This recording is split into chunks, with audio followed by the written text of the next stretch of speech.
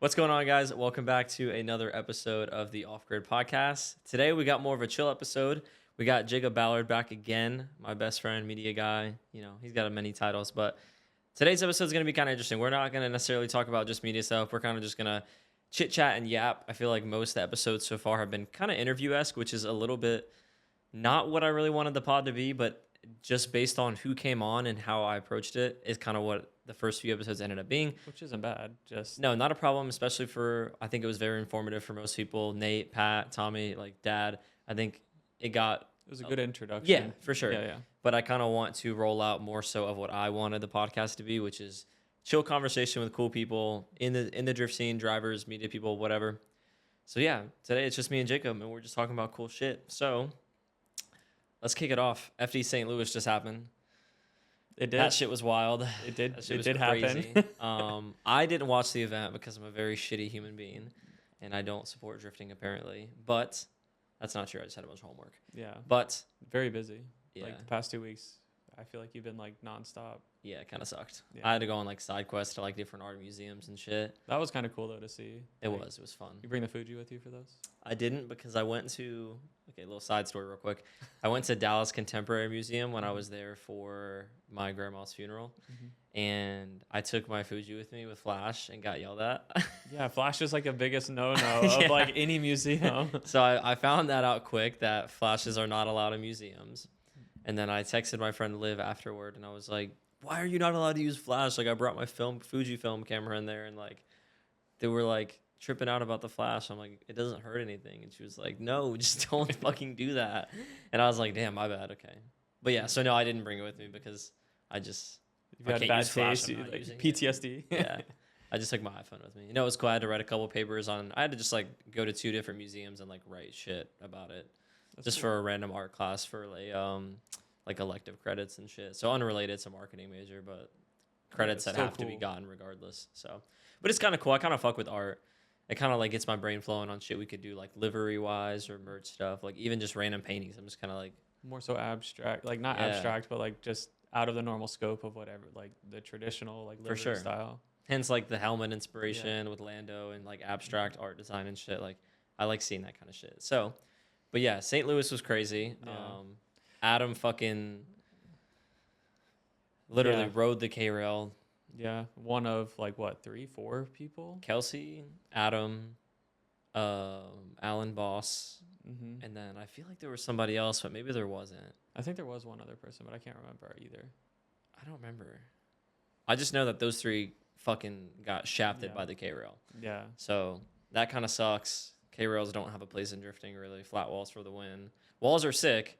I love walls. I think walls are completely necessary. I don't like outer zones that don't have walls. I just think it is like I think it gives you like a good perception of depth because like a person could be fully in the zone but like be like almost 2 tires off type of thing, and like that's like, oh, that's the deepest you could possibly be in the zone, but like that room. It's realistically beyond the zone. You know? Like if that was a wall, you'd be collapsing the rear of the car. Correct. And Chelsea said it best in the comment of like one of the Maximum Driftcast Facebook groups. He said, don't quote me, something along the lines of like, walls, when done properly or whatever, straight walls, for example, like they have a good place in drifting. Like they make it more exciting. They make it more precise. They make it more entertaining to watch because there's like an actual limit. Easier for people to ingest and like for sure understand what's happening. With that completely.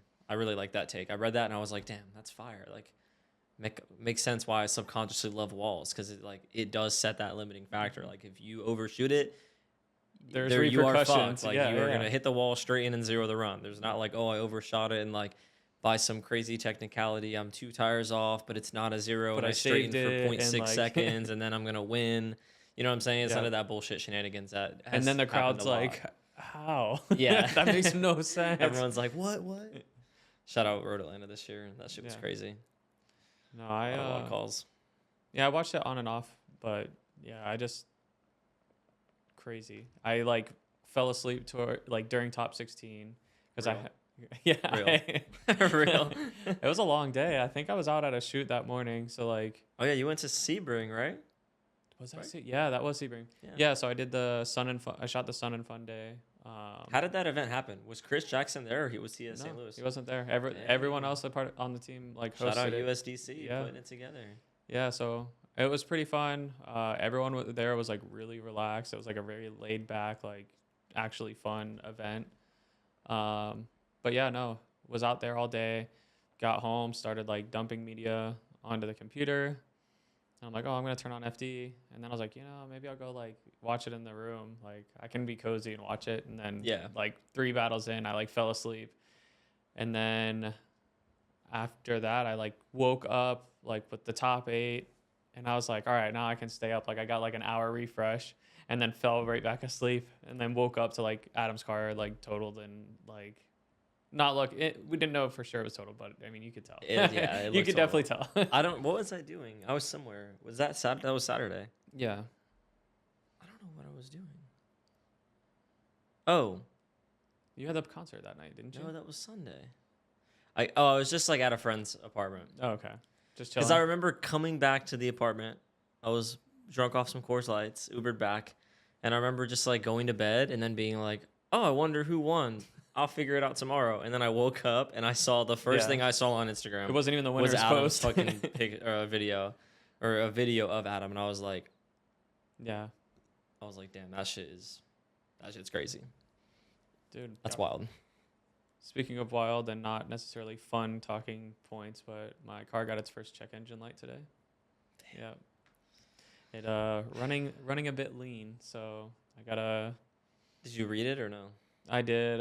I got them all. It's all saved on my phone right now. It's a bunch of codes. No, I think it's all related to the same thing. It's prompted 4, but all of it was relatively the same thing. So all bank 1, I guess. So I'm gonna NA2JZ moment, dude. It hasn't done. I mean, I've driven that car a lot. Like, how many miles do you put on that thing? I bought it at 138, and it's at like 170. Damn. Yeah, I've been driving. You had that thing quite a while because you had it 2 years now. Yeah. Did you have it when I parked the Z at your place? No. No. That's right. I got this one right after that. When I moved in with Nova, I lived with him for 5 months, and then bought that like in October. Hell yeah. Yeah, that was cool. So, but yeah, no, it's getting there. Slowly piecing stuff together. I think it's cool. I like that car. I think I'm getting to the point where I'm gonna start like contacting companies and seeing if like to get it the build a little bit further than just like a normal standard car, I guess. Oh yeah. See if you can offer some, especially media stuff in return, because I think you could create some solid, not only photo but video marketing stuff for them for said stuff. So that's obviously nowadays a really good approach to getting partnerships and stuff is, what can I offer you video wise and what can I create for you for Instagram, YouTube, your website. Especially you have more power even than a driver who's creating shit because you can create shit on a very professional level, something that they can use for their website, something that they could put on TV if they decided to run it. You know what I'm saying? The idea, man. Like that kind of stuff. So I see what you're doing. I'm scouting you out. I have a few friends that have shops that I would like to be able to utilize and then help them grow as well. Someone that's like equally like the same size comparison to me, if that makes sense, like in their space, and then be able to scale and bring them up too. So I think that'd be cool. I think it'd be pretty cool. Mutual level thing, kind of like what we talked about when we met up. We were like, oh, we're kind of like the same place, so it'd be kind of cool to like try and grow together long term. So that's cool. I just think it works better for both parties that way. Definitely. Instead of it like one doesn't feel that they are more valuable than the other, stronger upper hand. Like I never feel that I'm relying on you. You never feel that you're relying on me. It's like we're working together, brainstorming all the time. It's kind of funny. We're at the Airbnb in Georgia, and shout out Miss Farron. They kept making jokes that like we don't stop working. Yeah, people don't see that, but Jacob and I are very, we're like Mr. Beast-esque. We're always studying shit, always paying it. We're looking at all of our analytics of what we've created over the last 30 days, day in, day out. What's doing what, each when, one, like all that. What segments of things are doing well? What, just brainstorming, and friends are always helping us out with advice and stuff. So changing little bits and pieces here and there to see if that is like a better portion of the recipe. But correct. That's all it is really just chasing a recipe, And it's ever changing at that. Yes. Like what is working in the algorithm today is not going to work tomorrow. And we're trying to figure out what was working on the algorithm 2 weeks ago. So we're cooking for a chef, and the chef like changes every week. Yes. We are I like don't like preparing that. tomorrow's menu, except like, you know, the next day's food's already like out and prepared. You know, we're a day behind really, but Yeah. it comes with time. I think we're chasing the right goals and direction, which is cool. It's something that I didn't focus on at all when I up until this year drifting wise, and it's something that you're finally getting to apply directly hand in hand with like a driver and trying to scale like, you know, It's cool to see like what we're doing in the pod and stuff like that. So change, like the implemented changes that we do make. It's cool to see like, I don't say immediate results from it because that's not really like the goal, but like seeing the growth, like yeah, we do in a sense see sometimes Yeah. some like immediate results, see something do better, video retention longer, or you know, consistency of people saying something that's good, something that's bad. We're getting like a scope of like what's wanted, what's not wanted, which is really cool. I appreciate everyone that like gives input, like not even, I don't want to say as quickly as possible, but like as they think of it, and they'll like reach out, like not telling us what to do, but just giving us like, what if you guys did this? Like, it would be cool to see this. And then it gives us another new idea and rabbit hole of like deep rooted system of us to go through a different like avenues to chase, which is cool. Certainly. Good example of that is like a couple people reaching out to us about the transition phases of like our videos being a little too long. Like, people like it. People think it's entertaining because they're seeing the whole trip and the journey. But so many of them are also like, oh, it's just like it drags it out, and like we can simplify it, shorten it, right? And like, which for what we originally wanted to create, we wanted that storytelling aspect to be there. We wanted you to feel like when it took like 6 minutes worth of scenery change to get from one place to the other. We did that because we wanted to like capture that how far journey, that distance was. Which from like a filmmaking and creation standpoint, we obviously both appreciate and love. That's why we both like that approach, but it doesn't really do that well for YouTube. People just get bored, attention span. We're in like doom scrolling TikTok era, so getting somebody to stick through like 4 minutes of like sick B-roll is not going to happen nowadays. So that's okay. It's just something that we're learning and we're addressing thanks to people's insight. So that's cool. I think I just also assumed that like YouTube is like long form content, so like it is okay to draw things out and like, but people still have that like smaller retention mindset. They want to get to the meat of the video. The title says this, where is that at? And like you can see it too, like as you're watching, you're like, oh, this part has very small viewership, and then it spikes here, and it's like right when you get to an event, and you're like, all right, I get it. Yeah, I think what we had to realize is that people will watch the 30, 40-minute videos, but the attention span is still short. So the 40-minute video still needs to be formatted like it's short form content. Scenes still need to cut 10 seconds at a time. Like, it's got to really still be rapid fire. It can total a long time. Unless there's a lot of information within that like longer clip, like something that they can ingest and like talking about a battle for 2 minutes, right? Some people will stick around for that. Yeah. But they're not going to watch us in the gas station for 2 minutes, even though we were skip so, 10 second. So it's cool. It's something that we're learning, which I think is fun. And it's just neat. It's been neat working with you and just trying to grow shit together. It's cool. We're both very constantly learning and bouncing off of each other, which is like the only thing that I can really ask for out of working with anyone is like not being stagnant. So like constantly like progressing and like wanting to change with the times or seeing something, even if it's something trendy that we don't really love, but we're still like, oh, like let's jump on it. Like let's start implementing that. Let's kind of add this style. Let's add something like this to our next, you know what I'm saying? So it's cool. Yeah. What else has been crazy in the world lately of motorsports or just insanity, aside from an attempted assassination on the former president of the United States, which is wild. Yes, and I'm not laughing at that as like it's a joke situation. It's crazy. I'm just laughing in the sense of like we're trying to think of something crazy that's happened, and we're in like the craziest 3 weeks that we've ever been in as like of my life, at least, like in terms of like, you know, I've been an adult for 3 odd years. I turned 18 during the first election, so I did vote last election, which was kind of cool.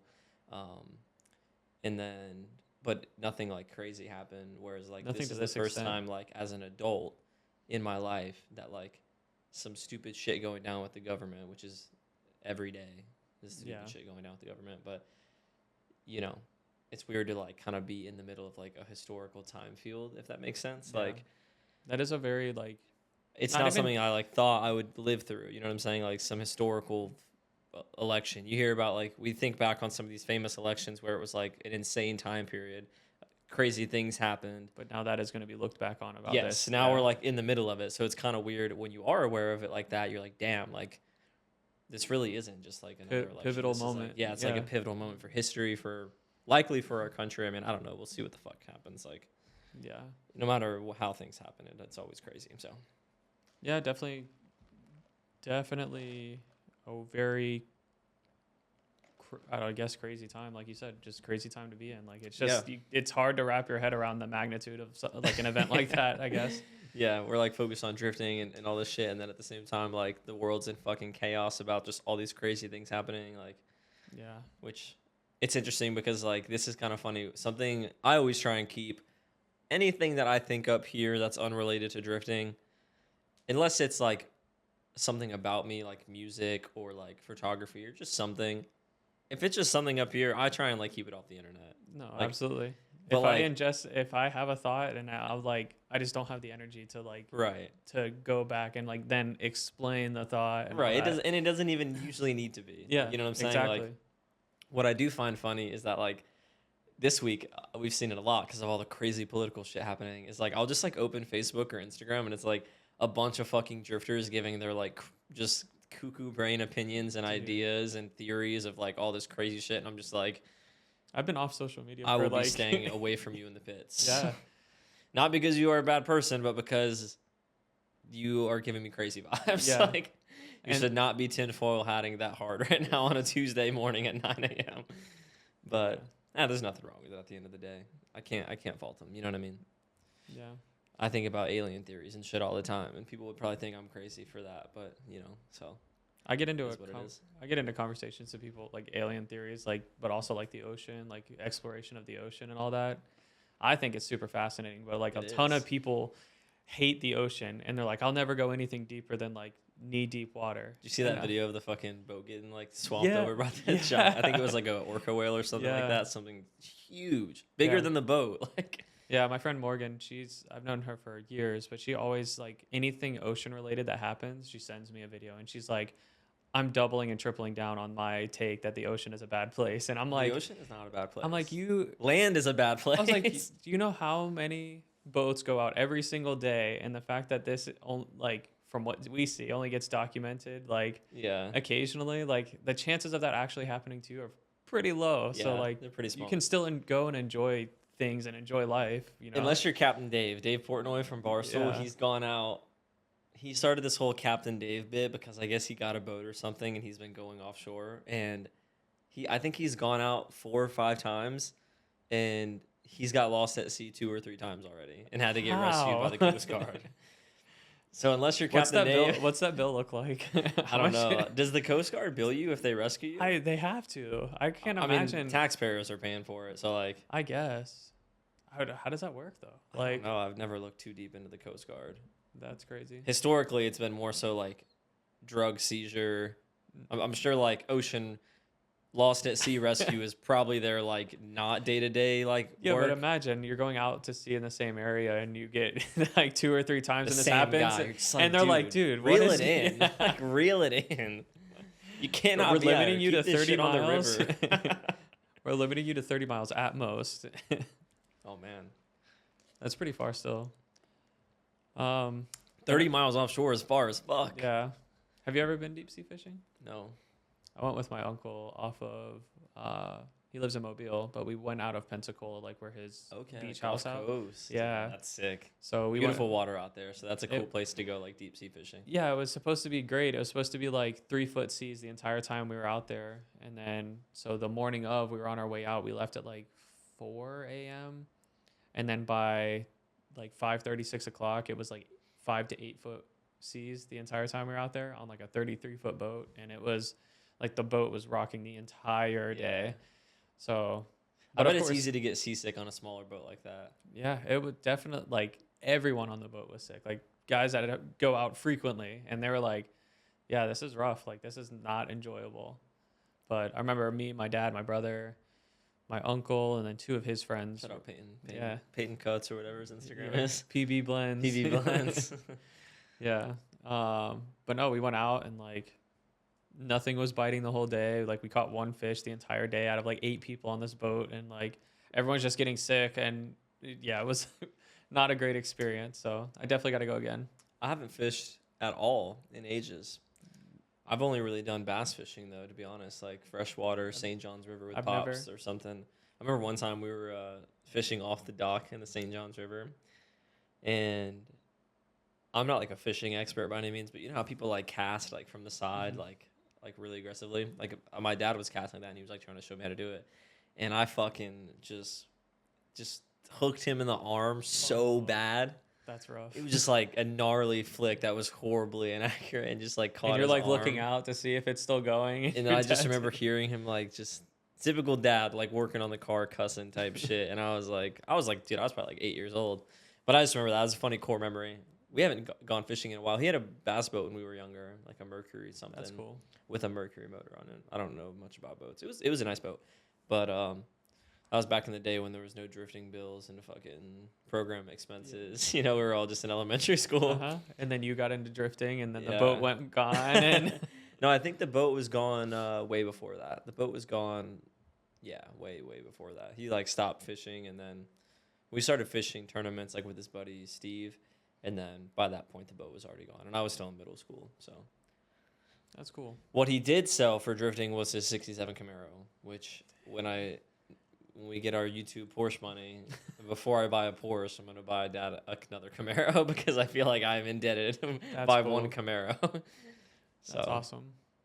I mean, I'm sure he'd rather have a fucking truck first, not a fucking classic car. I don't even think he would want to own a car like that anymore. I think drifting has, in motorsports, has like changed it's taken the way he perceives cars and what is worth spending money on, to the point where like, I don't want to speak for Dad, but like through general conversation, I feel like as much as he does appreciate the restoration of hot rods and shit, I think nowadays he realizes, and there's nothing wrong with it, it's still a great thing, but I think because he's so invested in motorsports now, he sees the value in building something that's like a tool, a machine to do something. Even though it's not his machine that he drives, he sees, I think, way more value in building like a tool like that, a real track-abused race car, rather than like something that he's rarely going to drive or something, because like he hasn't expressed like any interest in like doing something like that again. Even when we talk about like doing something for fun, he wants to do like LS S14 street car turbo hidden, like, you know, he wants to do like some radical shit, not like some like, oh, I wanted to like, you know, he used to be very big on like super OEM, and now he's like, nah, I want like a fucking turbo Zenki or something, like crazy Holly dash and shit. Like, not, full interior, but like, yeah, I'm excited. I am excited to get to that point, because I mean, me and you both talked about it. Like the first thing that I feel like we would both collectively agree to do was to get Pops like a new truck, like all the bells and whistles, like a sick truck if we can make it happen. Yeah. Because I don't want a truck. Like, I don't tow my own race car, as crazy as that sounds. Like, I have a lot of stress. Like, I'm happy with my GX. Like, I don't really want, like, another vehicle. I mean, I know I just wanted a 996, like, a month ago. That was like, just the flavor of the month, though. That's right. Like, realistically, now I'm kind of like, all right, like, GX is my rig. But where now I'm kind of like, damn, like, if anybody needs something, it's like Dad, and he needs a new truck. He doesn't need a new truck. We have a truck, but it's, like, not the best. Like, it's a great truck, don't get me wrong. Like, it's an '05 Duramax. It's sick. Knock on wood. Problem is, it's got some random little kinks and issues. Yeah. And also, like, when you start talking about, like, going out to Utah and shit, it's like 2 days 2005, driving, like, 3 days almost 300,000 mile truck. Like, AC is sometimes iffy. Like, the control module for it just acts up every now and then. And, like, we'll just randomly... The AC works, but it will just randomly stop coming through the vents. Like, you know what I mean? Like, no matter what you press, and then you'll turn off the truck at a gas station and come back in, and it works. I'm sure just 2005 Chevy things, like. Yeah. Well, I mean, he's been doing the truck rental stuff too now, which is like probably the biggest thing that has helped too, is like definitely being able to have a new truck that you can rely on, like with rental. And then if anything does happen to it, God forbid, they can send you out a new truck. Yeah, they just like come and rescue you, which is kind of cool. I think that's how they do it, at least. That from what everything that I've gathered is they just essentially bring a new truck to you, and then they'll tow the other one back. Yeah, which is cool. Really cool. Yeah. Whereas like if that's your own truck, like That's a big sense of security too. definitely. And we are fortunate enough to where our aunt is pretty high up, so she gets a like legit family and friend discount. So we do save quite a bit of money renting trucks compared to what it would be full price. Yeah. But even at full price, for like the 4 to 5 out of state events events a year that we do, it's really not that much more to add on to the event cost, and it's kind of worth it. So Yeah. I'm sure like Big sigh of relief. I think even if we do pro spec, we will continue renting trucks. Like, yeah, at least we definitely don't have enough money to do pro spec and buy a new truck. Like that's not in the fucking budget at all. You know what I'm saying? Like so there's not that's not happening. If we do pro spec, it will actually definitely be in the rentals. Maybe if we don't do pro spec, we could get a new truck. That I'd say I'm really looking forward to pro spec for the sake of like seeing all these, like going to all these tracks. But I think the downside that is the truck driving to get to those rounds. Yeah. Like Utah is gonna be rough. Oh, David and Kevin are taking the truck to Utah. Dad already said like he can't drive to Utah work wise. He can't take that much time off. Yeah, I wouldn't. But like that's logistics that we have to figure out behind the scenes because like we can't just make everybody else take a week off to go drive. Yeah. This is why people hire drivers. Like I remember, I think Pat was driving LZ's rig to FD for a while. Like, this is why people have like legit dedicated drivers. Like, you know, like Sean Booth. Booth Donnie, drives the rig like and them. shit, Donnie.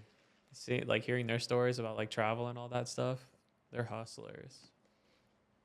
Driving across the country with that kind of load is also crazy, man. You're stopping at all these random gas stations, random truck stops, random cities.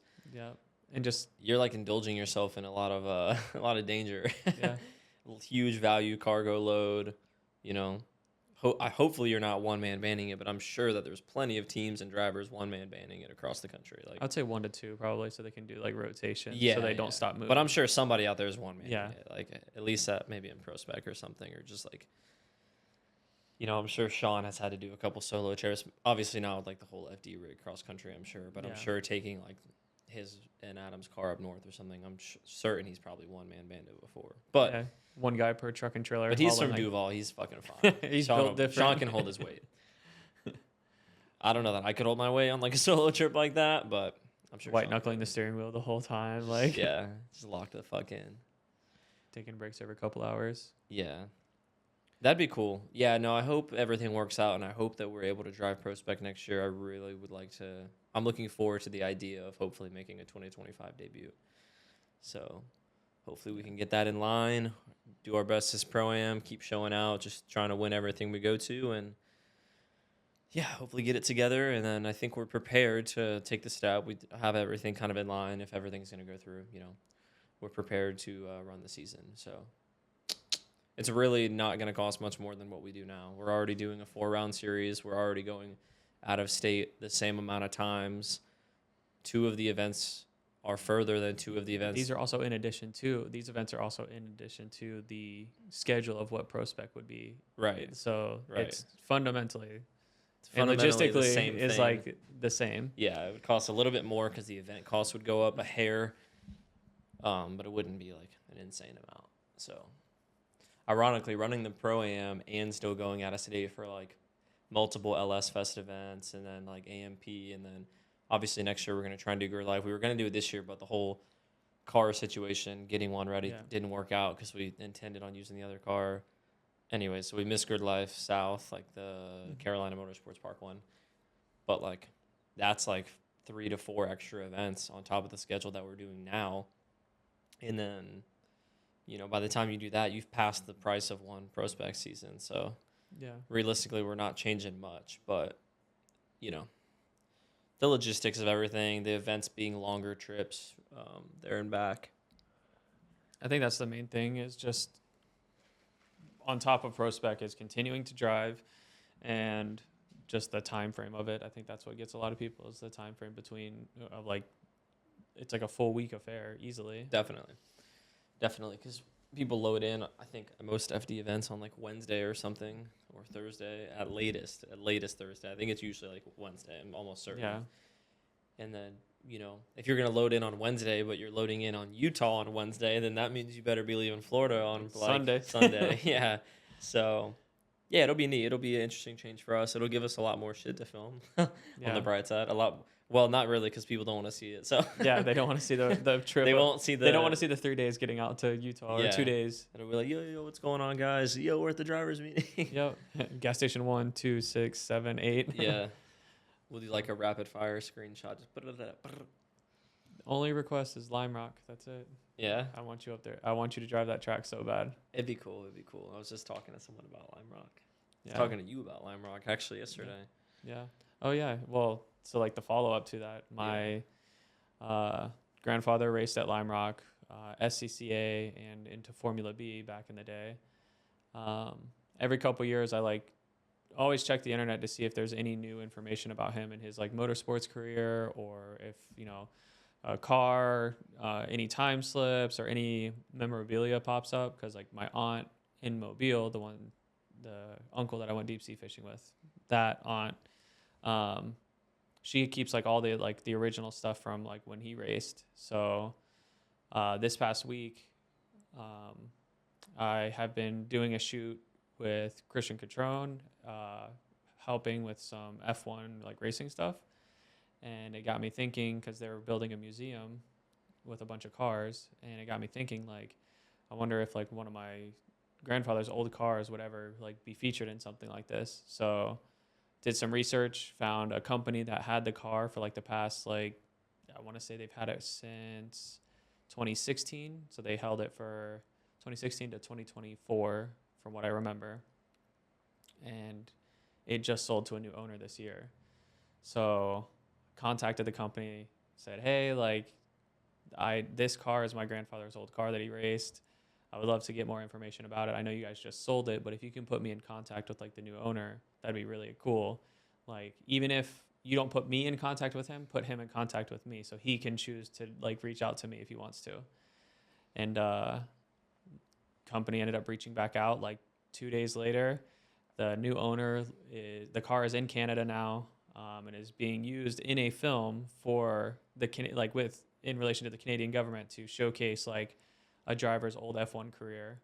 And so it's really cool to see that it's gonna like live on and is in like filmmaking stuff too, which is what I am now getting into. So I'm like kind of crazy, like full circle. Yeah, it's very weird. Yeah, some very universe doing its thing type of shit. So. It's like the first part of it was like going to Lime Rock, like where he raced, and seeing all that and like finding his like old time cards from that. And then further, like doubling down further than that is like finding the car itself and where it's at. So I got to reach out to the guy and just tell him, be like, hey, like I'm also into filmmaking. Like if I could come out to like a day of like the shoot or whatever, like assist in some way, I'd love to come out, like see the car and like all that stuff. So yeah, that'd be really, really cool. Just to kind of get like to do some hands-on film work with it. Yeah. Like it being your grandpa's old race car. That, yeah.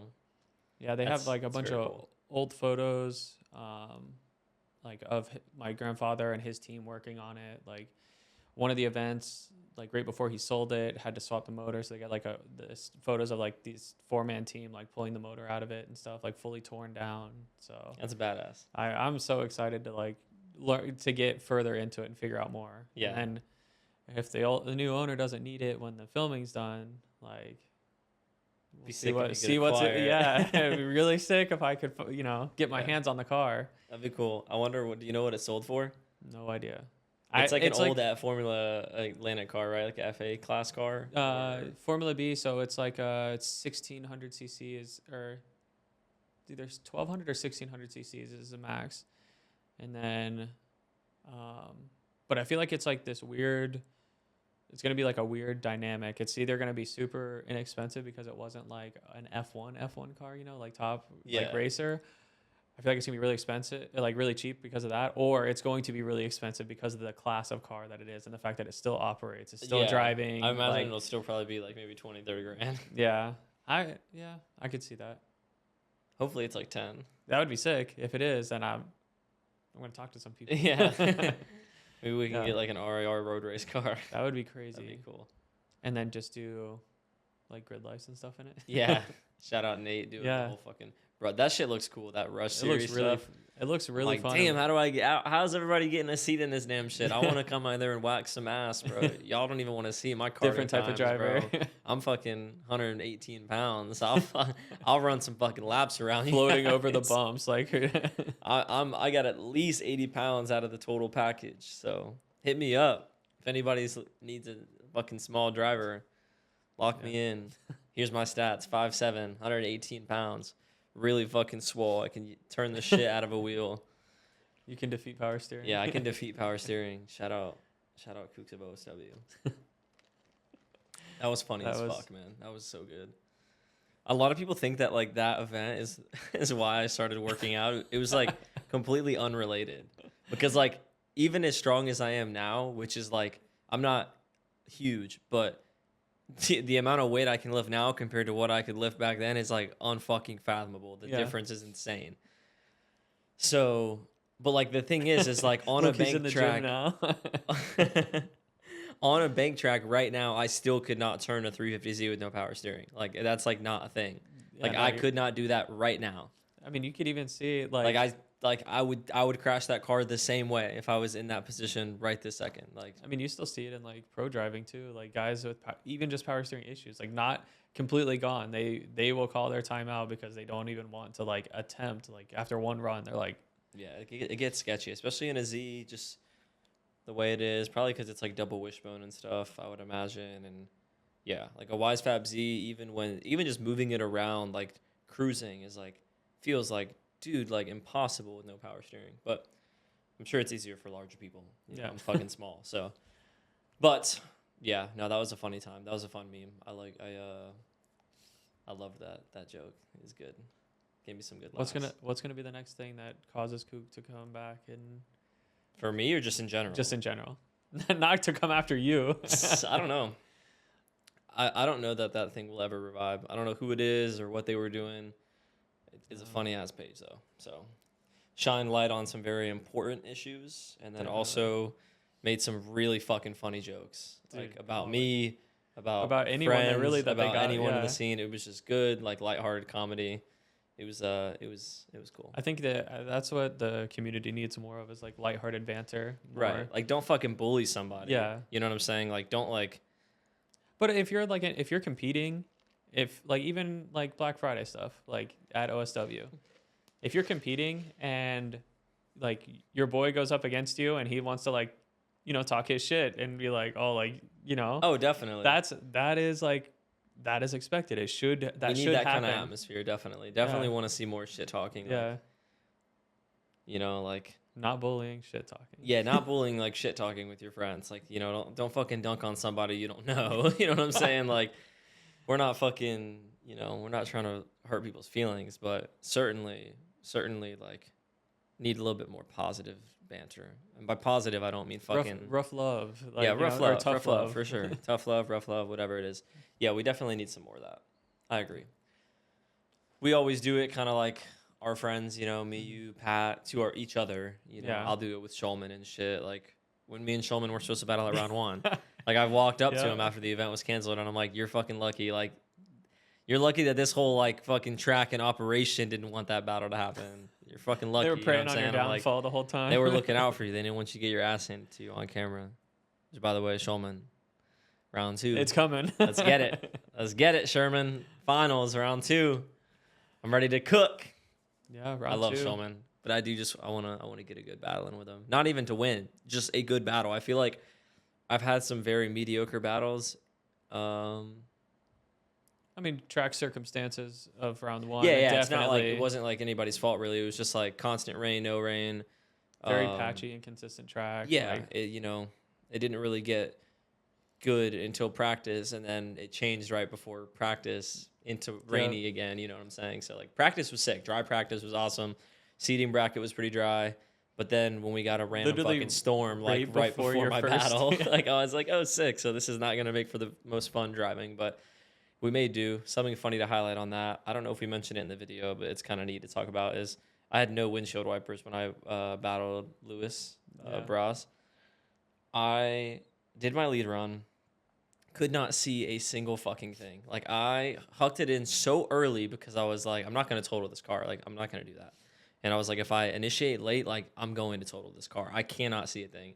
So I huck it in, and like I get the car to enough angle to where I can see out my non-existent driver window hole, because there's nothing getting clogged up there. Barely just over the mirror, just and I felt so far, because by that point, because the bank curves, right when I get to see where I'm at, I instantly have to look away from that to look where I'm going. So I got my one reference and then just started like paying attention to like the curve of the bank to like get through.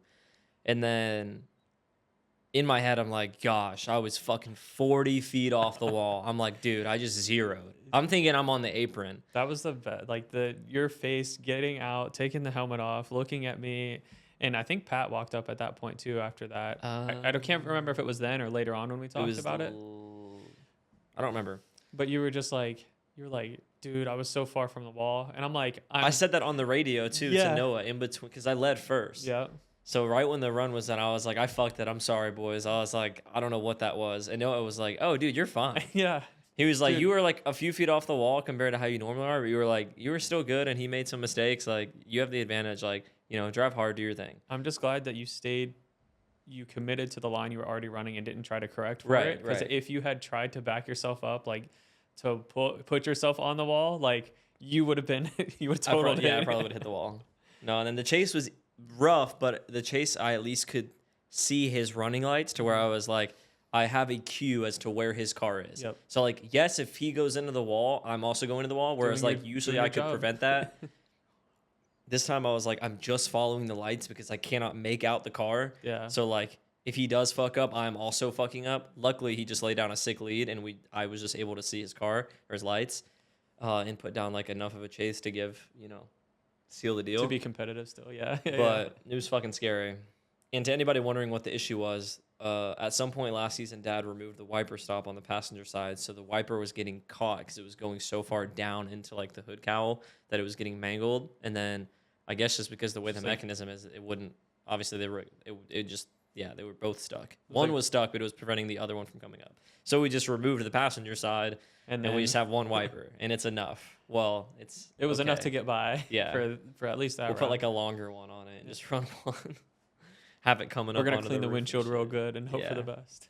No, that was crazy though. Yeah, round one was interesting though. Talking back on that, the battles being just not the best, but that's why we like to battle Schulman or Catrone or Lewis or most of the guys in the pro-am nowadays are laying down really consistent lines. I was really, really surprised. Like, nothing against anybody, but when I'm at a competition, like I do in my head, like kind of give everyone like a NBA 2K 0 through 100 overall rating on like when I watch them. I'm like, okay, that's like a challenge. That's like not really a challenge. Like that person, like I really gotta fucking watch out for. Like this person, I think everyone does like that though. Yeah, you know what I'm saying? Like, right.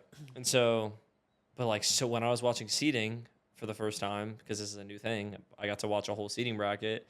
I was watching everybody, and I was like, damn, like nobody is an easy battle. Like nobody making it out of this bracket or like gonna be making it, because we were already in the 16. Right. I'm like, nobody. The best of this bracket is gonna make it to 16. And the best of this bracket's fucking good. So I was like, this is not going to be easy regardless. So the skill jump that I've seen over the past like few years in like Pro-Am and like the level of car now and all that is like, it's getting pretty serious. It is. Pro-Am is wild. I feel like when we first got into drifting, you could do Pro-Am with and you can still do Pro-Am with basic cars. People have podium and made very, very great placings with nitrous VQ cars and shit. It's certainly possible. You do not need a quick change and a 600 horsepower. It doesn't require that. Yeah. Is it nice to have? Absolutely. Like, I just think people are getting to the point where they are like preemptively, whether they want to take that next step and next jump or not, is they're building that capable car around that like 600 horsepower range to compete in any of the series. Really, like clutch kickers coming back now, which I mean, people were very hopeful before when they started building these cars like 5 years ago to compete in clutch kickers with that caliber of a car, and then it dissipated, and now that it's coming back, these cars are going to be able to be utilized there, or like the Gambler stuff and like Riverside Drift, all of those.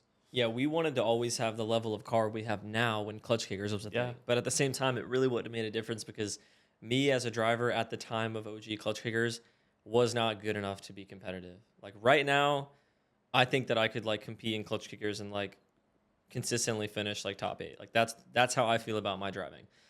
I could not do that in our old car with my driving right now. The car was just not good enough.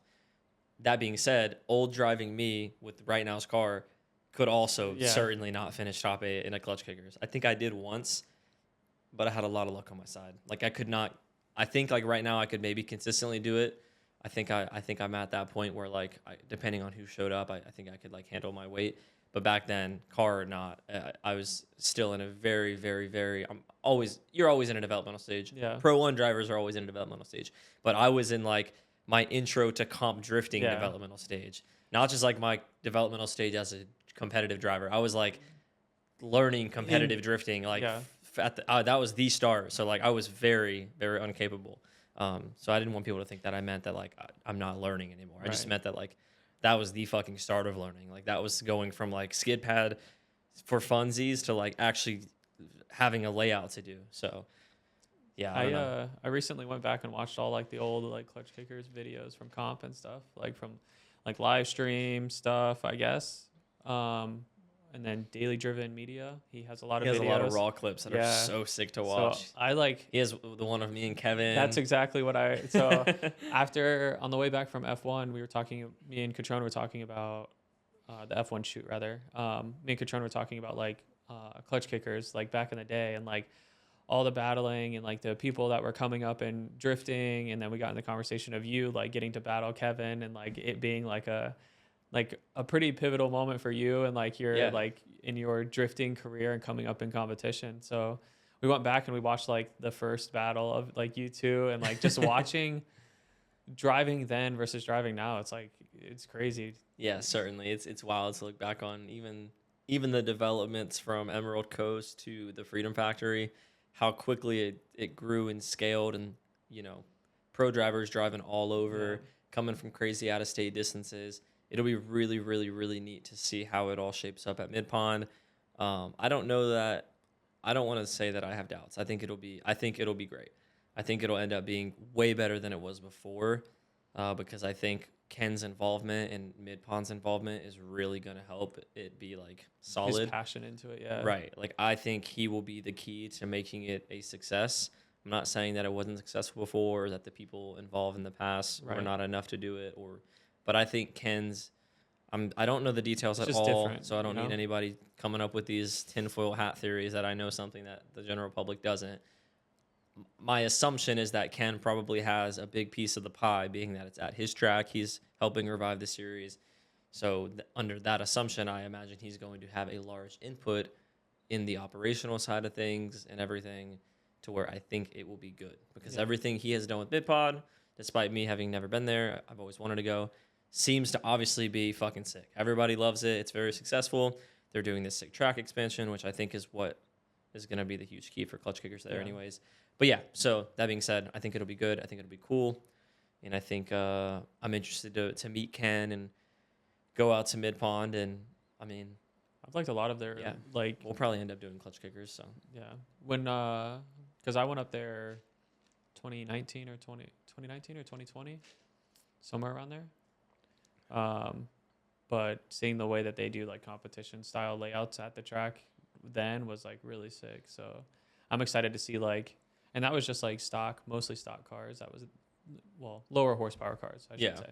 So I'm excited to see like bigger competition level like stuff at Mid Pond. Yeah, it'll be cool. I've seen like clips from Mid Pond, but I've never like super examined Mid Pond. You know what I mean? I've never like been like, oh, I'm driving a comp there, let me study a fuck ton of footage. I've like not done that yet. So I don't even definitely not a perfect... like in my head, I cannot tell you how the track looks. Like, I don't know, because I haven't paid that much attention. I've seen clips from the outside. Just as one of one of these things, you know? Yeah. And then, yeah. Like I've seen a lot of footage of a lot of people driving there, a lot of in-car, a lot of out-car, but you know, I've never looked very, very deep into it. So definitely not a perfect track, but everyone that I know that's driven there says it's like probably one of the most fun tracks that they've been to. I've only heard excellent things about it, so I'm excited that Clutch Kicker is going to get a shot there, and I'm excited to probably end up competing at it multiple times. I would imagine maybe this year, maybe next year. I don't know. Yeah, I don't know what their schedule is. They said something about they're trying to push like this year, like fall of this year. Yes, I thought. Yeah, which it is sounded crazy. like they were pushing for that. Which, you know, my 2 cents. People might think that's crazy because it's last minute, but it's not. if I'm going to share my opinion, Florida event organizers, if you're fucking listening, stop placing your fucking series in the middle of the summer. It is literally, I don't have my phone on me, but like yesterday it was 98 fucking degrees. Dude, the real feel like was yes, like at and it was Sebring. higher. Yeah, it was crazy. It was 96 degrees and it felt like 108 at Sebring. Why are we hosting events in 108 fucking degree weather when there is a even 5-month window where it is like 50 and 60 degrees every day? Yep. Or at least consistently. Yeah. Like sometimes it's cooler, but by that it's like 75. Yeah. In the winter. Like a hot day in the winter is like 80 for us. Dude, there's people that couldn't even drive their cars because it was just getting too hot. Like yeah. Literally and people like dying metaphorically. I'm sorry. I do know that there were like some people that had to go to the hospital recently at like really hot events. So like, sorry for that. But where was I at where like someone was getting like ambulanced out? Atlanta. It was happening. And Yeah. that's Atlanta, dude. Like AMP. We were fucking 8 hours north, and somebody was like literally getting ambulanced off the track. It was a media person, right, or something. From what I recall, it was a media person. Yeah. So stop hosting events in the middle of summer, especially competitions. Like, you know what I'm saying? Already like, daunting enough days of like hard like work and like. And I don't know who needs to hear this, but no series is doing like a Florida Winter Series. If you are trying to start a drift series in the Southeast in Florida, I promise you, I talk to drivers all the time. You will have a sick, successful series if you listen to drivers and do like a sick, like one event in October, one in November, one in December, maybe one in January. We don't That's have 4 an rounds off-season. right there. We don't have an off season, so people like, still drive in like October, November, December. People don't stop drifting in Florida because it gets cold. We don't have an actual winter. I mean, even up north, November, the end of November is like the last like their end of year like celebration drift event. For, like the Northeast that I know of, and then after that it's off season till like March. Yeah, and here we are starting comp seasons in fucking July or June, whatever it was. Yeah. And I get it. So certain event organizers have other obligations that prevent them from doing that. I'm not calling out those people, but I'm saying if you're going to start a new series from scratch, whoever is doing it, whoever is fall to winter, we're asking for a fall to winter series. Like, fuck, I will show up to every single event happily if it was like a fall to winter suited series. up with like I drive in the suit regardless, Yeah. but like fuck, it sucks. It's brutal. I have no cool suit. That's my own fault. I'm not faulting anybody. I was gonna for say, that. bro. I'm just saying I don't wear a cool suit. I wear a track gear fireproof shirt that retains body temperature extremely well, but it's not a cool shirt. It's just a fireproof shirt that is designed and engineered well. It's made in the USA. Shout out track gear. They make cool stuff.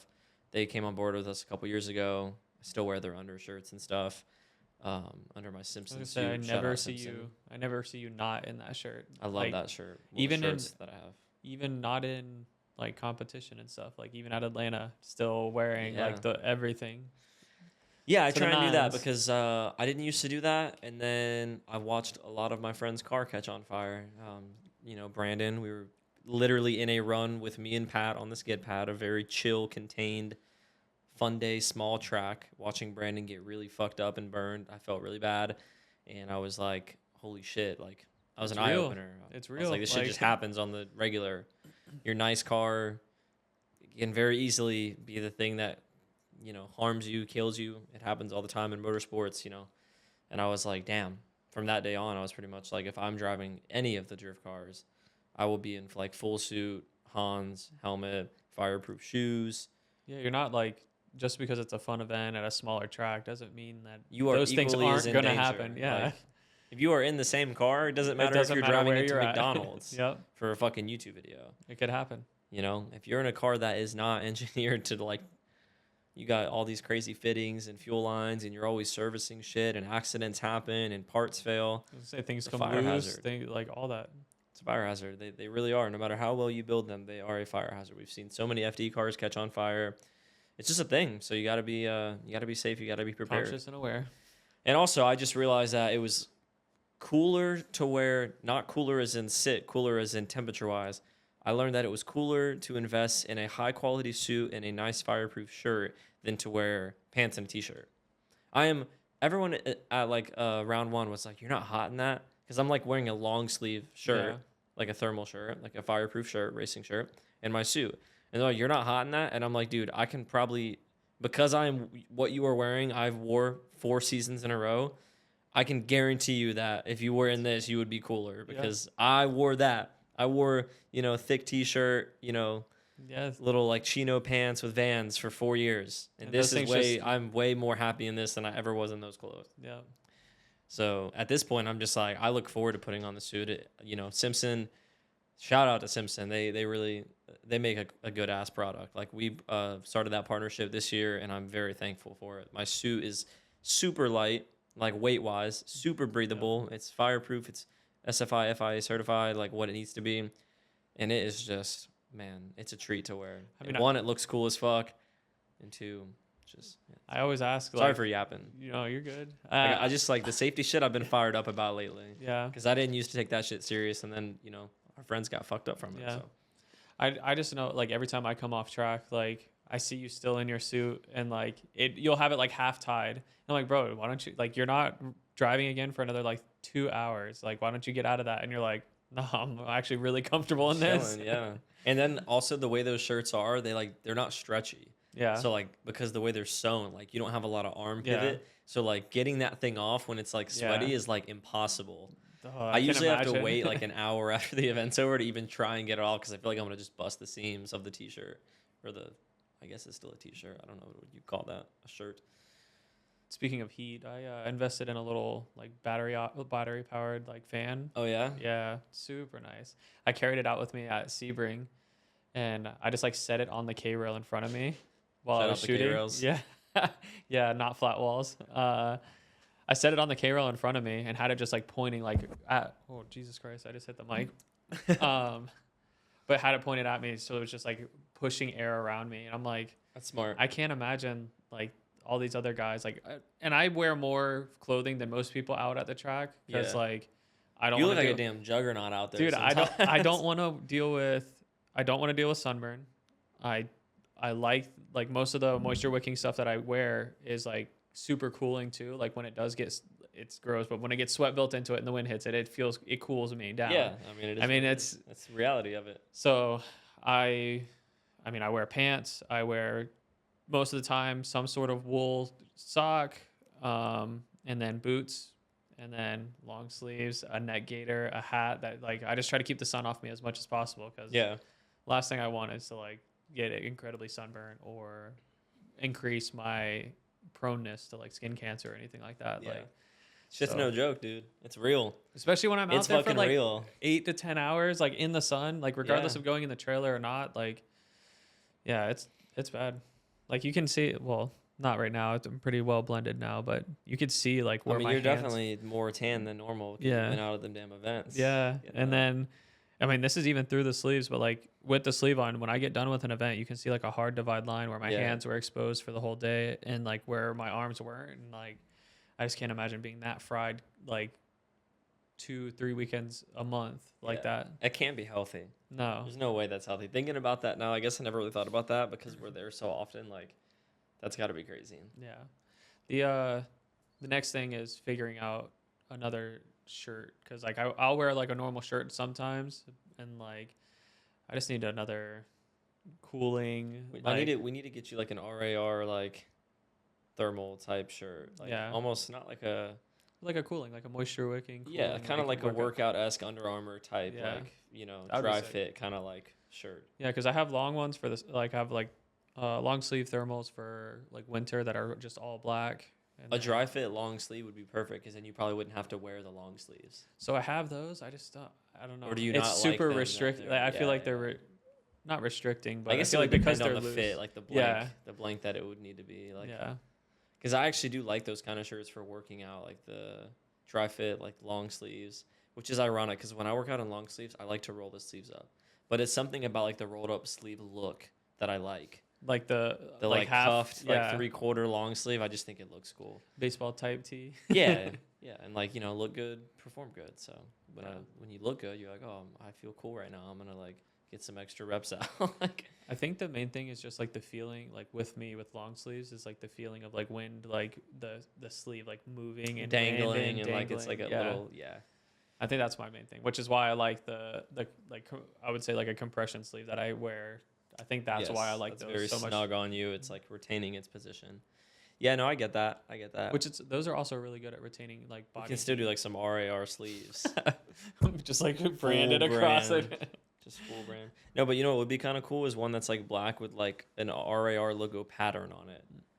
To where like from a distance it kind of just looks like some just like a normal pattern, but then up close it's like a bunch of micro logos. It's like a million RARs. Yeah, fucking advertising. Like the it'd be kind of sick. Like a hex weave type thing. Yeah, it'd be kind of cool.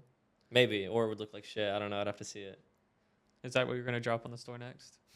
No, I'm dropping on the store next. The what is it that I was gonna make you wear? Oh, the hats. No, Ops Core helmet. I'm dropping I'm dropping an RAR Ops Core helmet for you, bro. Dude, I forget who makes it.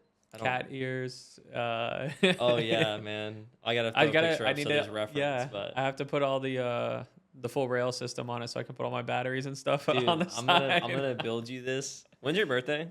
It already passed. All right, so for Christmas then, I'm gonna build you out this full on Ops Core helmet. And instead of it having like the media's final combat boss gear and like NVGs, it's gonna have like one GoPro mount, and then I'm gonna like have this sick like Picatinny setup where it's like got Picatinny like battery holders and that's probably mainly all you need is like battery holders, but like I'm gonna set you up with like a sick helmet. That's wild. So backstory, like at Atlanta, I told Jacob that I was gonna get him like an Ops Core tactical helmet because I want to bring my electric skateboard to events, but almost every track requires you to have like a helmet of some sorts, like protective gear when riding any motorized vehicle. So that's where like the story started. Yeah, and then I was like, oh, dude, I'm gonna get you like a full on tactical helmet that like just looks sick. And you were like, I'm not wearing that. But now I'm actually going to do it because I think it'd be funny to like build you out. Like the best part is it's going to be like kind of a sick functioning helmet. Like the extra batteries, like the GoPro mount. Like, well, I mean, we talked about going to the shooting range anyway. So like it would fit I shoot a lot and I wanted Jacob to come do media. So if he... I have the GoPro mounted if and I'm I'll chase wearing you my with it. bulletproof helmet and then Jacob's also filming, he can GoPro shoot what he's filming of me doing and also just film on his camera. Yeah. Which, by the way, we should probably... I'll touch on that a little bit. I do plan on making some cool firearms content for the channel, so that would be sweet. I know some of you guys are gun people, some of you are not. It's okay. You don't have to watch it. But, yeah, I'm a 2A kind of guy, so I just want to create shit that I like and what I'm passionate about, and I think it would be cool to... There's a few specific gun-type videos that I would like to make. So, yeah, add that on. I even want to work... I have some companies in mind that I would like to reach out for the 2025 season. Caleb Quambeck put me onto this idea because he's another 2A sporter, and he has Walther. And I was like, damn, that's really sick. That's really cool, actually. Like genius. I was like, genius, not only because it benefits you, it's a big company, but also like it's something that you're passionate about, it's something that you believe in. They're passionate about it, and they obviously are really cool with you being passionate about it and spreading that,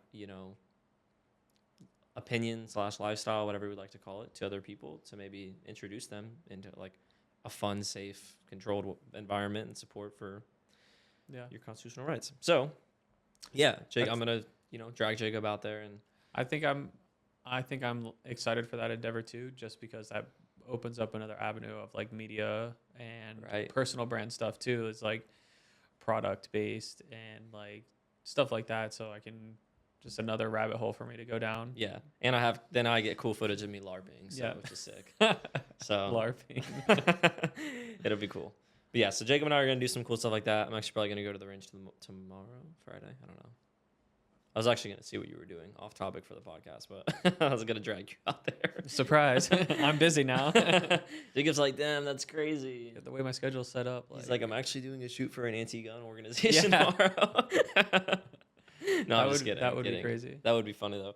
But But yeah, what is coming up drifting wise? When is the next round of FD? St. Louis literally just happened. What's next? Seattle. Oh damn, dude, I always forget Seattle exists, but damn, that track is cool. Yeah. And you know what sucks is there's not like an updated version of Evergreen. I think that's what it's called, Evergreen. There's not like an updated version on Assetto Corsa. Yeah, so we have. There's like no good Evergreen model, to my knowledge. Maybe there is one. I haven't seen it myself though. I completely dropped the ball for this week because Lock City and Grid Life Road America are happening this weekend, and I was supposed to go to Lock City for their event, the event that they're hosting this weekend. So shitty media guy. Unbelievable. Yeah, we have FD Seattle, Hell yeah. and then the next weekend is Grid Life at Lime Rock, which I will be going to that. I fly back, and then we have USDC round 2, which is August 26th, 24th and 25th. Oh, so it's not on my birthday, but the days before my birthday. And then that following weekend is Final Bout, Formula Drift Utah, and then another Lock City big event that they're having up there. And then after that is LS Fest. So we got a lot of like very busy coming up. Yeah, no. You especially, you're doing more stuff than I am because for me it's just round 2 and LS Fest coming up. And then that leads directly into round 3. But yeah, I've got 4 weekends in a row that I'll be gone for almost a full week each time. Damn. Yeah, that's crazy. We're about to be traveling. Yeah, that's the goal. I'd travel, see things, and hang out with people. Yeah, right. Now you got a cool gig going on. It's exciting. Yeah, that'll be neat. I'm excited for Seattle. Seattle's a fun one. Shout out Pat. I think he got 4th place at Seattle. One of the last years he drove in Field's car. I think it was Seattle that he got 4th place. He like lost to Osbo or something in the top. Pretty 4. sure, yeah. Shout out Pat. We're gonna get Pat on for another episode. Oh, something we could talk about is possibly changing the podcast set. Yeah. I watch quite a few podcasts, watch them specifically because like YouTube and their personality. So like it's fun to see people get like excited and passionate about the things that they're talking about. But I think we're going to change this setup into a table-esque view, maybe another camera. I can't decide if we want to do like a rectangle table or like a half moon style table to where we can have people sitting opposing of each other.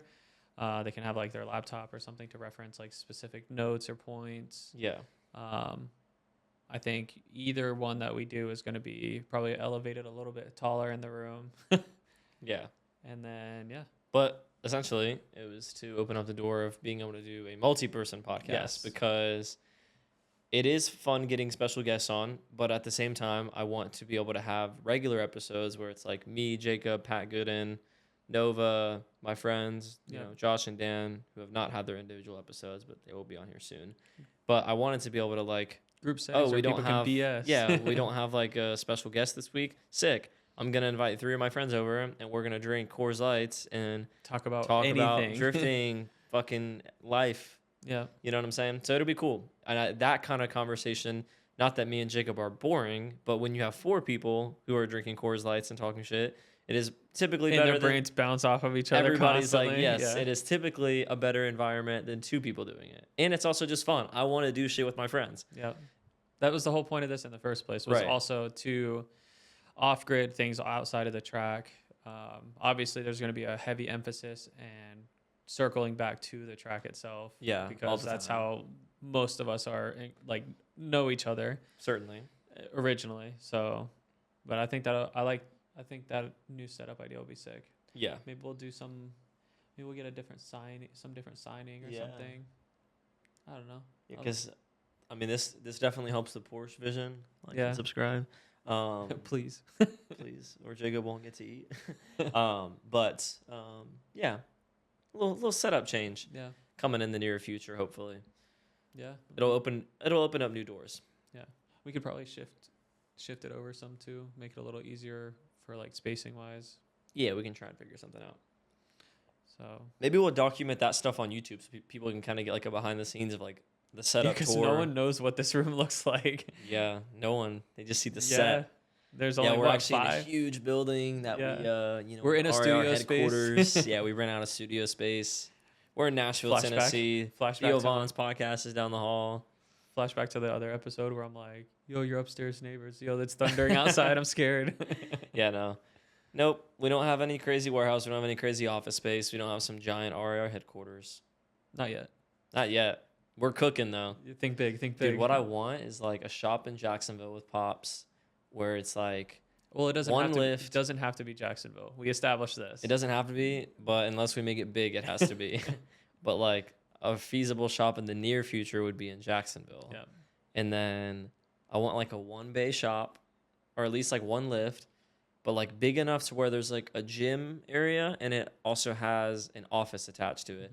The office being to have like a storefront because there are some other business ideas that I would like to flow with the LLC. It would basically be like a shop, but it would bounce off of our LLC and we would kind of make it a business, not a like performance shop, but I have some ideas that I will not talk about because I don't want them to be taken, but we can talk about it later.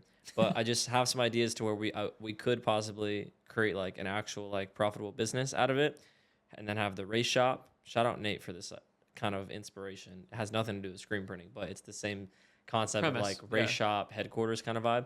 But, you know, I would also like to have like a sick little like gym setup because I think it would be sick as fuck to work out in like a garage environment with like no AC, hardcore like 80s style fucking like going ape shit, you know, like ceiling speakers like blaring down type of thing, like very just raw, authentic, just a sick shop space. You know, have the office space to where I could go in there and do like my schoolwork and shit during the day. Pops can get off work and I'm already there. I'm not gonna wrench on the car, but I can watch him wrench on the car. I was gonna say whatever you're about to say, you better say it really clearly into that mic. I can sim, you know, like in the office. I think it would be sick. I think it'd be cool. That would be sick. Now, granted, that idea costs money. I think if we can scale, it would be cool because we want a shop. You know, Dad is tired of working out of a storage unit. I do not blame him. So it would be cool. I think that would be our first big step is just getting a shop. But I would like it to be a shop that can handle what I just discussed because... Which isn't too far out of scope with like no, sizing wise where, I mean, essentially what he's working out like of now. David, like his shop. Yeah. You could do that same kind of thing. You know what I'm saying? Like, you ever been to that shop, Method Ginger's old shop, David Farber's shop? Have you seen... like that shop would work. It's got... Well, the office space is really small, but like we would just need one with the bigger office storefront. But it would be cool. Have you ever been to Eric's shop? Conkling? Yeah. No. It's really cool. His seems decently sized though. Yeah, it's a good size. His would be like that would be like headquarters. yeah, that would be cool. I love Eric. I can't wait to see him again. Eric's. I hope that they like pop out for Clutch Kickers. Whole drip team risky business. That would be, yeah. I would love to see like the Style Boys pop out for shit like that. Like I know that tandem battle like that because they. I mean, so it's definitely Eric's thing, but I don't really think it's the rest of their thing. I could be wrong, but I think they're all getting there. Is the thing is like they're. I feel like the cars themselves and their driving is all progressing so far between all of them that I think that it's going to get to that point where the cars are going to be very style-esque but super functional still. So right, but I don't know that like Gallup and Dylan are ever going to want to do like head-to-head battles. They don't strike me as those kind of people. I think they prefer that team tandem battle kind of thing. I could be wrong. I'm just hypothesizing. Yeah. I think they'll get there. I think it'll happen. Yeah, everybody gets the itch, I feel like. Yeah. You know what I'm saying? Like, I think no matter who you are. I mean, like Eric was you can hate it right now, but when you do it once, you're like, damn, wait a minute. Like, I'm up here on the podium with my fucking sick S14. Yeah. Like, I made it this far in like my cool ass car in front of everybody, whooping ass. Because like Eric, I kind of want to do this again. Eric was the opposite from what I recall anyway. He's always been like the competition-esque driver. And that's what I was saying. Like Eric definitely will do clutch gears if he can, which I would love to see because he's fucking a killer. Yeah. But and then seeing him like for Knuckle Up, like driving all the boys for that, and he was like, "Yo, this is sick, man. This is so tight," and like those dudes are sick. It was cool seeing him super hyped and like ready to go, and then like the whole final bout thing. That's sick. I'm excited for final bout. I gotta like book my tickets and all that now. Where is that at? USA or that'll be cool. So fly into Chicago one night. They do like a cruise through the city of Chicago for like the night before or 2 nights before Wednesday night, and then everyone drives up Thursday, gets like loaded in, settled, whatever. Go to the Airbnb, and then Friday, Saturday. Hell yeah. Friday, Saturday, or Saturday, Sunday, something like that. Hell yeah. But that's the I've weekend. never been to an event like that, so I have no idea how it goes. That weekend is the weekend before LS Fest East. So Damn. we got to talk about that. Yeah. Figure out how we will make that work and what the plan is for that trip. So I'm really excited for LS Fest East. I have heard that is like the coolest LS Fest event with the biggest turnout, and you do like the drift car cruise into the town. I'm like, yo, this is gonna be sick. I am excited for you to compete at that because there are a lot of really big name drivers that go to LS Fest East. Yeah. And I think that'll be a good I'm gonna lose in proving top grounds. 32, so proving grounds. I would like to see, Yeah, it'd be cool if we could make it far again. We got number 3 on third on the box at Texas, which I was thinking about that the other day. I was like, damn, we really loaded all of our shit up in a trailer, drove all the way out to Texas to a track that we've never been to, let alone like one of the biggest fucking tracks in central United States, scale wise. Huge fucking scary FD track. Yep. And then we got fucking third after having like never turned a lap there in my life. Yep. I was thinking about that and I was like, damn, bro, we them. That's sick. I was like, we them, bro. It's crazy to think about. Like, yeah, no. And it was tough. Yeah. I don't, There's a lot of good drivers out there too, though. Fuck yeah. And I didn't show up. I don't mean that as in like I was showing up. My first lap was like a fucking 85. It was not Fuck at no, all. It was not. My first lap was like a fucking 70. I was going to say the first, on the best day. I think it was like the first 3 or 4 laps, like the first zone just like completely missing. Oh my God. It was rough. Oh gosh. Yeah, definitely. It was something that like I put together as the event progressed, but we put it together enough. So that's what matters. That's all it takes. Yeah. The fact that, so like to circle back to like emulating like FD or like going to these tracks that you've never been to, but like being able to show up at a track for the 1 day of practice that you get prior to the actual event and like being able to piece it together in that amount of time, I think that that's already like something that sets you up for the next step. 100%, because that is what it is at FD. Yeah.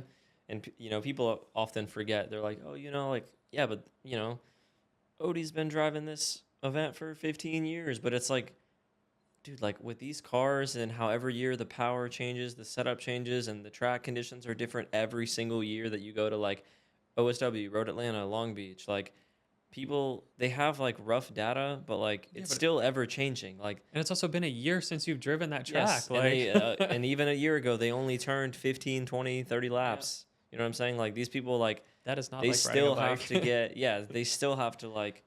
They still have to have the talent of showing up and like fucking nailing it right out of the gate. Yeah. It's not like they're like, oh yeah, but they've driven here, 5 times. Like, no, it's so fucking different. hard. Like they are weapons to be able to do that. It's not fucking easy. They're even older guys that have been, back to back years at these tracks. It's fucking impressive.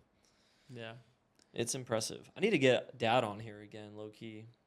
Talk to him about like changes, new things that have been going on and all that. Yeah, I want to get him in the group environment though once we change the setup, because I think Dad. Oh, I love when Pops fires off at like between people. Right. I think Dad is better in conversation when it's multiple people and not necessarily one-on-one. I think he was like a little shy almost the episode I did with him. Yeah, it's not something he's used to doing, But I think if we just were at a table, 4 people chit-chatting, his favorite people, you, Pat, whoever, doesn't even have to be people he knows. He's the outgoing guy. I think he would really open up and start like sharing his opinions and ideas, which like no, like don't do that. Yeah, like, that is what needs to be on camera, because he's also got some crazy ideas. Don't get it twisted. We have an interesting dynamic. Dad and I, we clash a lot, but we like outside of drifting, inside of drifting, we butt heads in a good way though. It's not like we ever have like beef, like never that. My dad and I are tight, but it is funny. I'm like a spit image of him when it comes to the way I respond to things, the way I handle things, the way we communicate with each other. I communicate with him just like he communicates with me. Yep. And like it's not in a bad way. It's just in like I'm sure it's how Papavito communicates because of his life, his being a sailor, being a Texas cowboy, like growing up and then going into the Navy for so long, and I think it just shaped him to how he is. And then him raising me, and my mom raising me, and her dad being in the Navy, we kind of have like a little bit of kind of like a cutthroaty, ordery type vibe. And it's obviously not my place to ever talk to my dad with like any kind of authority, and I don't. But we chirp each other, when like we're both hot as shit, sweating, wrenching on the car. You guys did We it like at Lanier. did we do it at Lanier So or you was both. it? So I don't know where I was. I think it was it. I think when the car came back and it was super hot, and like after I rode with you, I was changing out of my pants, and you and Pops were standing on the edge of the trailer, and he said something to you, but the way he said it and delivered it, like you just fired right back the same exact way. And I was just standing behind, and I'm like, we always get into and then into you guys little turned bickers. and then you guys like turned and you were like smiling and laughing and like Yeah, but talking it's the next never second. personal. Like, It's never personal. If anybody ever hears like me and Dad like chirping each other, it's like that is I think the way both of us kind of just like get out what we're stressing, feeling about. He is equally as stressed as I'm mentally, stressed and exhausted. He's physically stressed and exhausted. So we are both we're in the same space, and quite frankly, scientifically, my genes are structured from his DNA. So the apple does not fall far from the tree. Jeez, I can't speak. But yeah, it's funny. We're very, very, very similar people, and it's just fun. I love hanging out with him. I love hanging out with my mom. I'm very close with my parents, actually. That's very tight with my parents. Huge mama's boy growing up. Me too. Which is funny because like Dad and I we just weren't that close when I was growing up. I played like sports for a few years. Didn't give a shit about cars really. Just didn't really do anything that like my dad and I really would bond over. So I was mama's boy. Me too. I kind of like did the whole sports thing. I literally played just about every sport except for lacrosse and hockey, and like played everything, tried everything, and then photography started like coming into play, and then cars and stuff after that, and like all my uncles, my dad and uncles were all into cars, and then slowly started transitioning into that too. So kind of like the same style of thing. So yeah, it was neat. It was interesting. And then obviously with drifting, we really got close. Yeah. Now we bond like crazy, which is cool. I try and talk to my parents like every single day. Usually with Mom, it's like a really chill, like heartwarming conversation. And then with Dad, it's like we're both stressing about some shit. This is wrong. This needs to be fixed. We need like to focus on this more. Because like the dog box is at Rick RTS. Super good. Rick was surprised at how great a shape it was in, having not been sent back to him from the day Pops we got it. Pops is super meticulous about it too. But he was also stressed that like we fucked up some shit. Yeah. But Rick was like, nah, dude, like, I'm going to replace fourth gear because it's got some wear on it. Almost 4 years. And he was like, I'm going to, refurbish or something. 4 years since it's been back to him? I think we got it 4 years ago, and it has never gone back to him. It left his place, and it's only been in our hands. That is sick. He, the last time we got some dog rings from him, he shipped us the, I could be wrong because I'm not, the best mechanically inclined guy, but it's like the hardened shift fork, I believe is what it is. It's made out of like a different, stronger material. And we never put it in. Our box, when it was built, didn't have that. We got it from him, but we never installed it. So then we sent it with the trans, and we're like, oh, install this. So yeah, it's got like new fourth gear. I think like the dog rings are like getting refurbished, I think is what he can do. Don't quote me on that. So it's like, I think the same rings, but they like polish them and make them perfect again. So it's going to be like perfectly refreshed. That's so crazy. That third gear like is showing like a little bit of wear, but he was like, oh, it's fine for the whole season. He was like, just check out, I'll check on it again next year, but like you're good to go. Like change fourth, polish these up, I'll put the new hardened shift fork in for you guys or whatever it is, and send it back, and you'll be good to go. But he was like, it sounded like he was very impressed with the shape that it was in. That's good. So we were like, Dad was like, that's two testaments. One, to how well you guys treat it, and two, how good his product is too. Yeah, no, dude, I love that box. That box feels great. Ugh, I want a damn 6XD. Everybody always tells me, stick with the GSR, but it looks like the 6XDs are really good. I know there were some issues in the past. However, I literally talked to Rick about that at PRI. I think what it was is like the actual little like lugs, if you will, like on the dog rings, they were closer together on the original ones, I think is what the issue was. And they would just like ride on top of each other more often. And then I think all he changed, again, do not quote me, but I think what he changed on those was like the like little lugs on the dog rings are like spaced out further. like way So further. they're not than they on were. top of each other. So they have a way less chance of like sitting on top of each other, and they've way more. They as the other ones do, they normally just catch how they do. I think that's what the issue was. And he was like, people have been running it since we changed it, and there's been no issues, not once. That's so awesome. I was like, damn, okay, I want one of these because like I played with the demo at PRI, and I was like, bro, this thing is just fast as fuck. I was like, this is cool. Oh yeah, PRI this year too. Yeah, damn, PRI is gonna be sick. I love PRI. I get a smile just thinking about it. Cool people, meeting people. Yeah. We like to yap, so we're gonna have a blast. PRI and the bar after is fucking just fantastic. Of course. Just the coolest people in the industry huddled into one bar. It's fucking awesome. Yeah, because I didn't go last year. Yeah. I wasn't like, I don't want to say not super into it. I just, time frame wise, I just found out about it like 3 days before the event when everyone was leaving. And I'm like, we found out like a month before that it was like something we should go to. Yeah. And I do have to give a shout out to Billy Mitchell and his dad. They're the ones that hooked me up, got me out there, kind of showed me the ropes of the way. And they got me like an exhibitor pass. So shout out Billy, really cool. Shout out to his pops. They really, they made PRI like easily possible for me last year. So that was cool. Very thankful for them. And just helping me get out there and just showing me how to approach the show, giving me really good insight. You know, it saved me a lot of time, a lot of trouble. So very, very thankful for those two for that. That was awesome. That's sick. I'm excited for it. Me too. Good networking event. Yeah. Lots of Lincoln and building. Tons of Lincoln and building. Lincoln building, and then 6 o'clock hits, and everyone's like, all right, to the bar we go. Bar. It's cool. Well, we'll wrap it up there. We'll save some of the other conversation we had planned for another episode. Maybe soon. I don't know. We need to get on Marketplace and start shopping for some fucking tables. That's you, Mr. Vintage Furniture. Yeah, it doesn't need to be vintage for the set, but we'll figure something out. Yeah. We'll try and get that going soon so we can do like I want to do a group episode soon. I want to get some special people on here over the next couple weeks, but I want to fire up like the ability to do the group session. You know, group session's going to be big. Yeah, I think that'll be really cool. I think it's going to like really oh geez, coffee hit me. Yeah. I think it's going to really help expand the podcast. I think overall it will help be a way better podcast that way. That's what I would like, not just for it to grow better. I want it to be a better experience, and I think with more people, more chill vibes, less interview-esque, I think it will be a more enjoyable experience, not only for me creating it and you helping create it, but also for the viewer as well. The guests.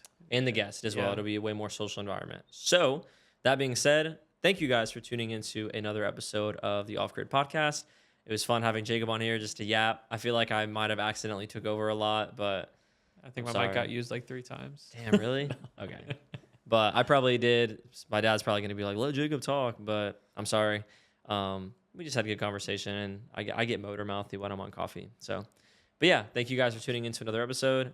Jacob is going to be back on soon. Hopefully we'll do a little group episode soon. But check us out on Instagram at Variant Imaging. Variant Imaging, yeah. And then obviously at Ryan Esvito. If you're watching this, you probably follow my Instagram because that's where like statistically that's where like all of the insight comes from. It seems like the traffic. But like, comment, subscribe. Check us out on YouTube if you're listening on Spotify. We've been creating like a lot of new, really serious, high production stuff for the drift events. So we're really trying to push it to the next level.